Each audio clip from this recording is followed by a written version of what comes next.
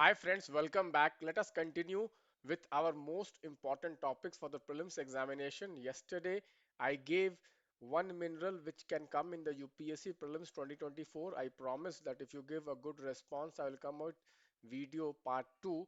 So today in this video, I am going to discuss another mineral which is very important for the prelims examination. Guys, in UPSC prelims, one thing becomes very important that you have to keep track of major current affairs development regarding whatever subject you are preparing. So even for the mineral resources, your focus should be on some of the important mineral resources which are in news.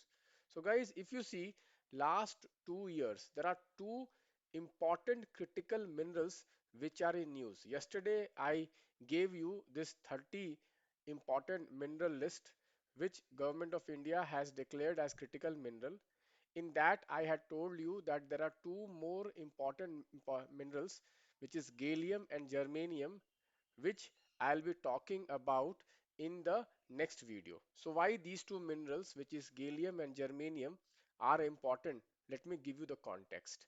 Guys, China has banned export of gallium and germanium.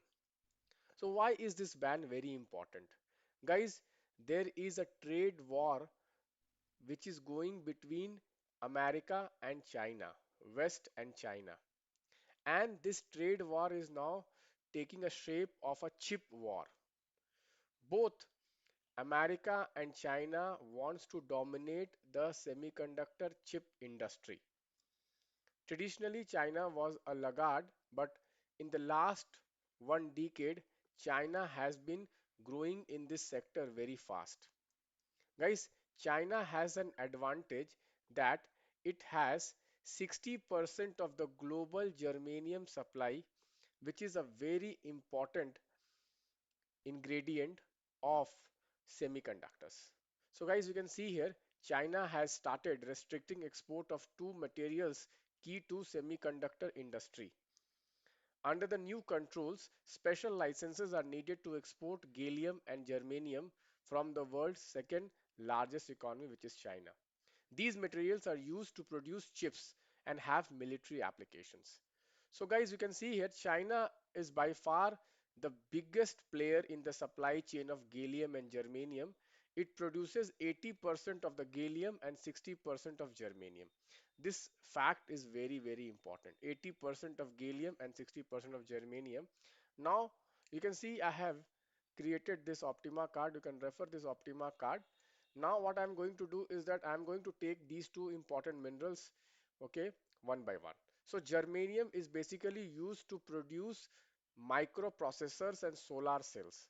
And guys, both of these have very important significance in the digital transformation and the renewable transformation which is happening throughout the world. Also, germanium has some military roles. So germanium is kind of a semiconductor. It is a kind of a semiconductor which is used in thousands of electronic equipments. It is also used in wide angle camera lenses. Guys, next, gallium. Gallium is also called as a smart metal. Okay, it's called as a smart metal. So guys, you can see here gallium, which is a compound of gallium arsenide, which is a compound of gallium and arsenic, is used in high frequency computer chips. This is very important, high frequency computer chips. So if you see in the last couple of years, the focus is more on semiconductors. Focus is on semiconductor chips. So in the manufacture of semiconductor chips, gallium and germanium plays a very important role. So you may get a question on that. And guys, you can see that China is controlling the major part of supply of gallium and germanium throughout the world. So this topic becomes very, very important.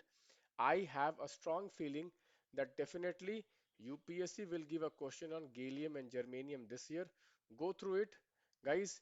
With this, let me conclude. Again, I repeat, guys, if you are liking the kind of topic selection I'm doing for you, please do support this video, like this video, do comment